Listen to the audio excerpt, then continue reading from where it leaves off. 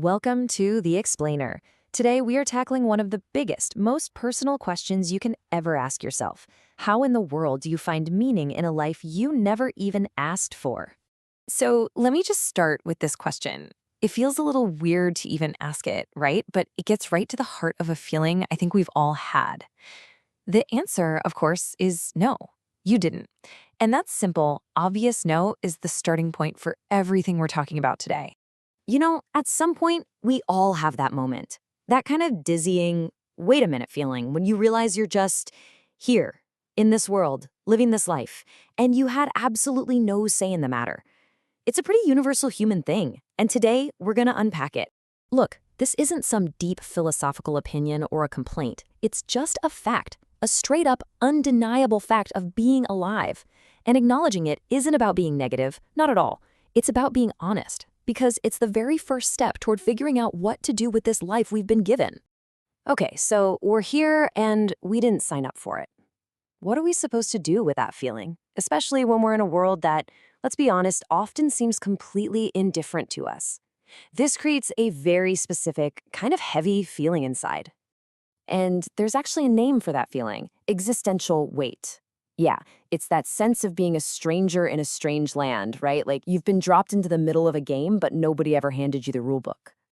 And this, right here, is the core of the challenge. The stars don't care about your career.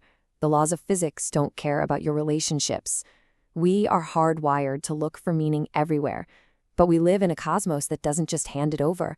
So that means the pressure to find it, well, it falls completely on us. Okay, so that sounds pretty heavy, I know. But here's the good news. We are not the first people to ever feel this way. Not by a long shot.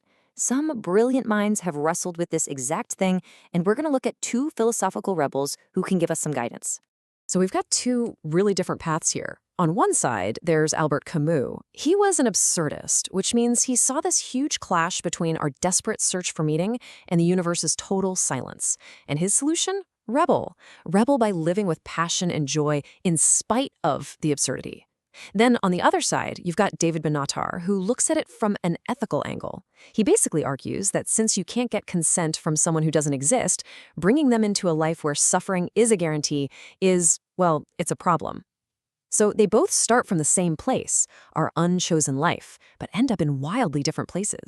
Facing this indifference, this silence from the universe, it doesn't have to crush you. In fact, for thinkers like Camus, it's the exact opposite. It's a turning point. It's a call to action. It's the moment you can begin the real art of personal rebellion. Now, let's be super clear about what rebellion means here. This isn't about fighting governments or some external force. This is an internal revolution. It's the act of looking at that big, indifferent universe and saying, all right, fine, if you won't give me meaning, I'm just going to create my own.